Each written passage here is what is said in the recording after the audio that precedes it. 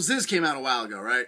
And he has all these videos, he was all over the forums, rest in peace, acting like a goofball, acting like himself, not giving a flying fuck about anybody's opinion, and you see him pulling girls. Now, his main thing was aesthetics. He was always going on about how shredded he was, how lean he was, how aesthetic he was. Gonna be aesthetic cunt, man. Gonna be a sick cunt, mate.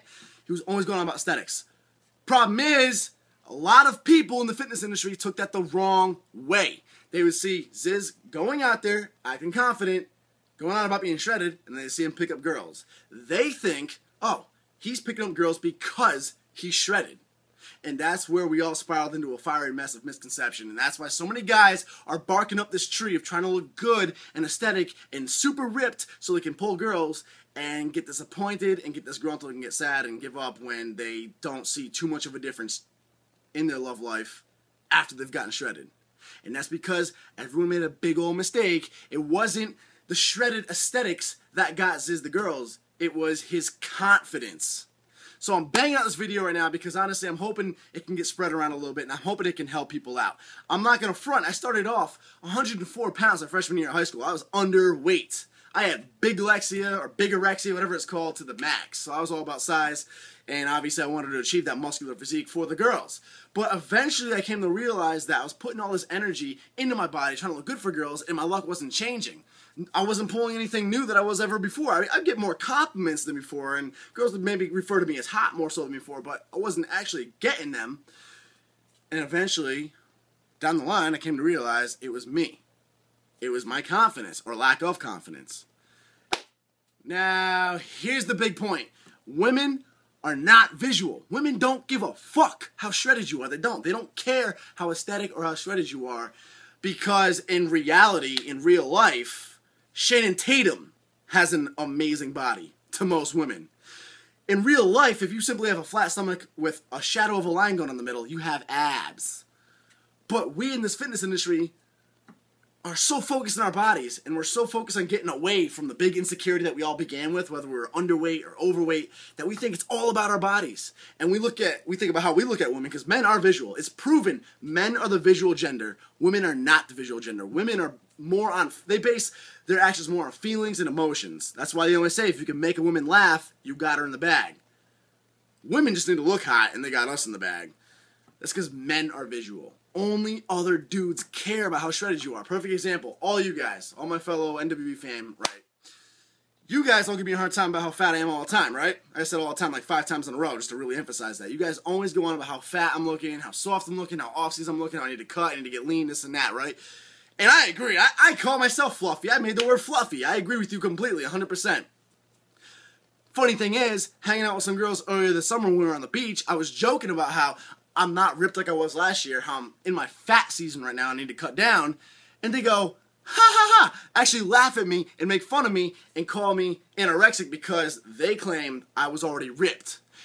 A couple of athletes, college athletes that are a friend of mine, they're athletic, but they don't focus on how their body looks really, they focus on the actual sports that they play. They also call me ripped right now. They say, oh, you're pretty ripped right now, man. And I'm like, I'm fluffy right now. This is what I'm rocking right now.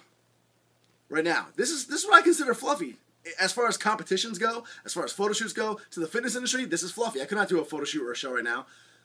But we forget, when we're talking about getting women or appealing to the public, that's actually abs. That is better abs than most of the general public has. I could walk into any general party, do this, and I probably have better abs than about 80% of people. And that's not bragging. That's trying to snap some reality into you guys, my fellow meatheads, because you're just like me and you get caught up in your body.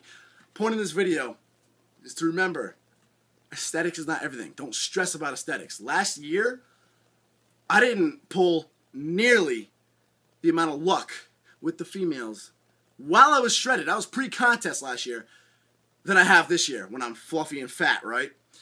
It's because last year, I was completely out of it. I was drained from competing. I was drained from being overworked. So I wasn't charismatic. I didn't have all the confidence up. I was just in the zone and I was depleted of all my energy. So I didn't have that charismatic personality when it came to the women.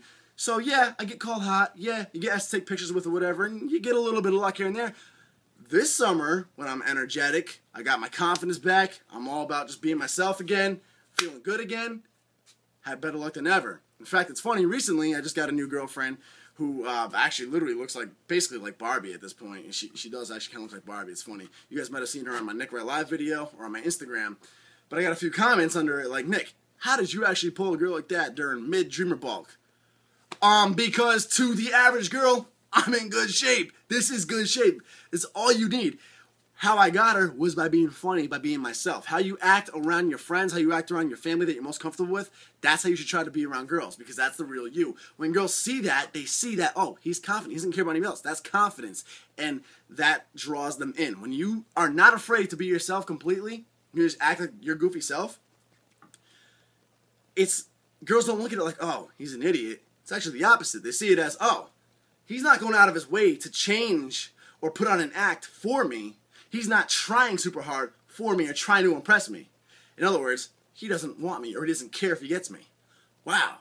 I want what I can't have. And since he doesn't care about getting me, now I want him. That's what goes on in the back of their mind subliminally. That's human psychology. It is what it is. That's why being yourself and being confident works. Being alpha is simply being confident in yourself. Being alpha is not acting like a badass, acting hyper-masculine, acting like making yourself go talk to every single girl, this and that. All that is you putting on an act to cover up how insecure you really are, because you don't want anybody to see how insecure you are. So cut the whole alpha thing. Anybody who says they're alpha really isn't alpha from the start. And stop worrying about being shredded. It's so sad. This disgusting, delusional fitness industry is under the impression that you have to be 6% body fat to be lean and shredded. To the point where someone like me now actually gets called fat. Like, that's not even healthy mentally. Granted, I am fat if I'm going to try to do a photo shoot or show right now. But the point is not about me or my physique. The point is, you guys need to stop overthinking the whole lean aesthetics thing when it comes to the girls and start putting more focus on your confidence, just being yourself. Because confidence gets girls, not the aesthetics. Men are visual. Only other dudes care about how shredded or aesthetic you are. Seriously. Dead serious. That's it. So that's my rant, guys. I wanted to help a lot of you out because it's really sad when people think that how much the definition in your abs is showing is what's going to determine if you pull that girl or not, or if you pull the hottest girl in the room, because you could have this quirky looking kid come in, and if he has funny ass personality and confidence to the max, he's gonna stun on you. Sorry about it. But yeah, that's it. Subscribe now. Nick Wright, bodybuilding. Share this video if it helps you out. I think it can help somebody you know out, because I know it's very common in the fitness industry. I'm always here to talk, chat, everything. NWB is the Facebook page. Tweet me below, Instagram below, everything's below. Boom. Some baby weight curls for bodybuilders. Like Nick Wright. Nick Wright.